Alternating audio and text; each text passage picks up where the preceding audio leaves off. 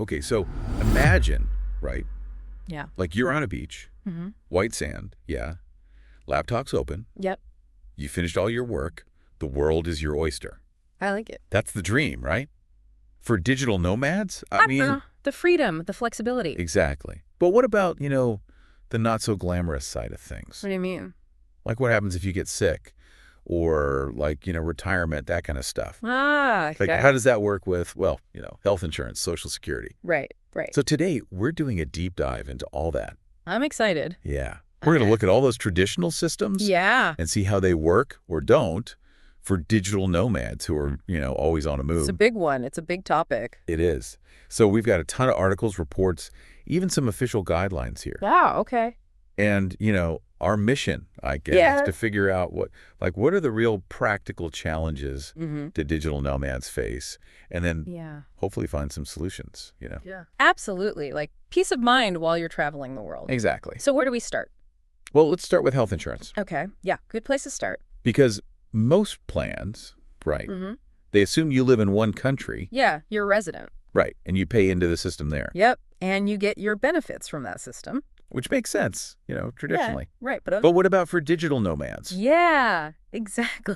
It's tricky. Yeah, because if you're like, changing countries every few months, Mm-hmm. which system are you even paying into? Yeah. And then And what happens if, you get sick. yeah, in a country where you haven't been like contributing or whatever? Exactly. That's a huge concern. It is. And, some people think travel insurance covers that. Oh, right. Yeah. But But if you look closely, mm-hmm. travel insurance is usually for like short trips, Yeah, like vacations. right? Or like specific incidents. Like you break a leg skiing or something. Yeah. Exactly. Not for, ongoing healthcare needs. Yeah, that's different. If you're actually living as a nomad. Right, right. So say you go to Bali for a quick trip, Mm-hmm.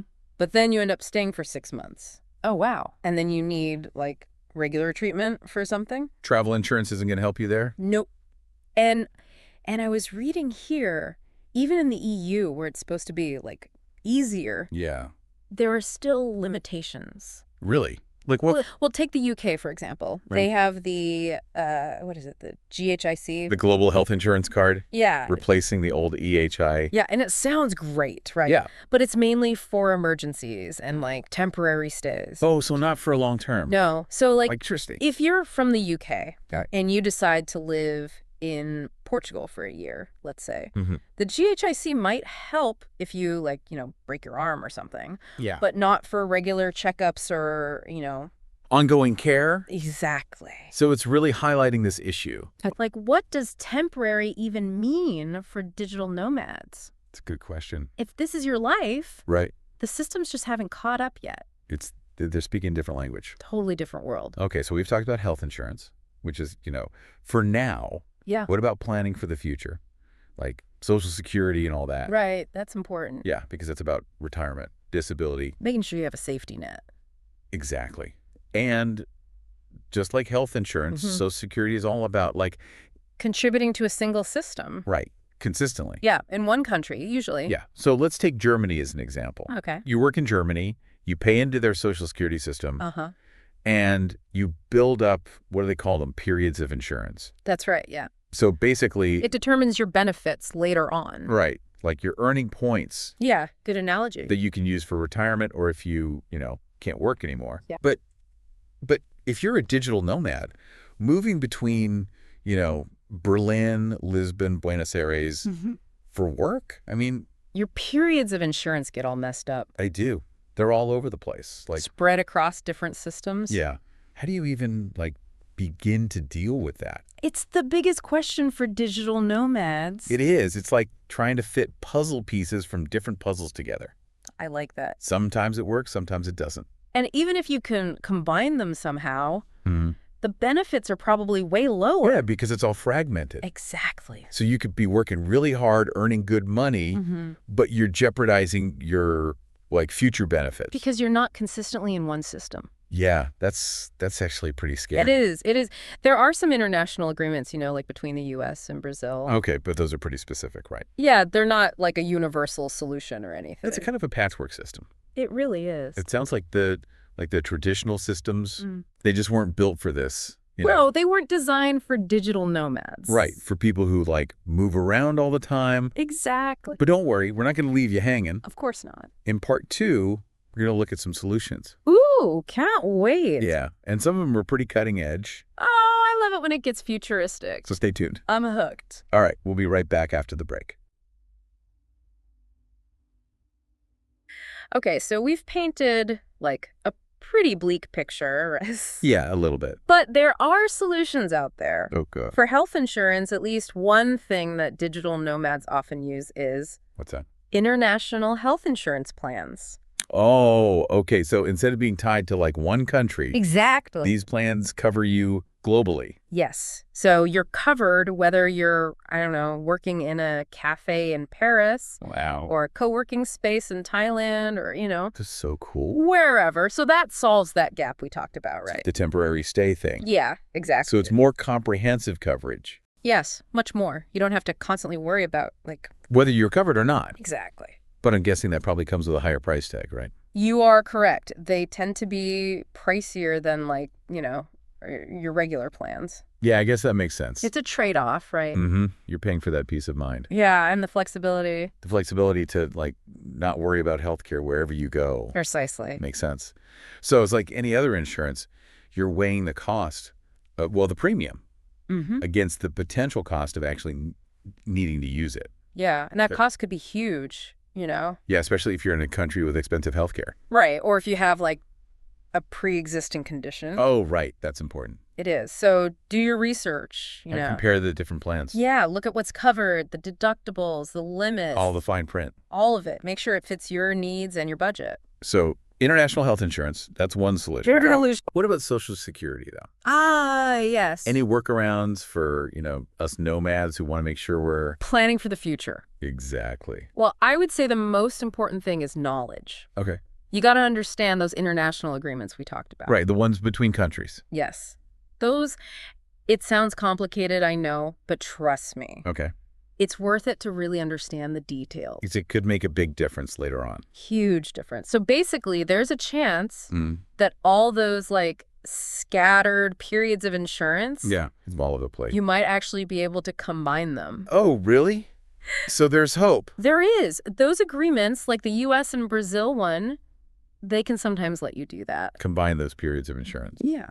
To, get your benefits later on. But it's probably not easy, is it? No, it's not simple, and it really depends on the specific agreement. And the countries involved? Exactly. But, it's worth looking into. Mm-hmm.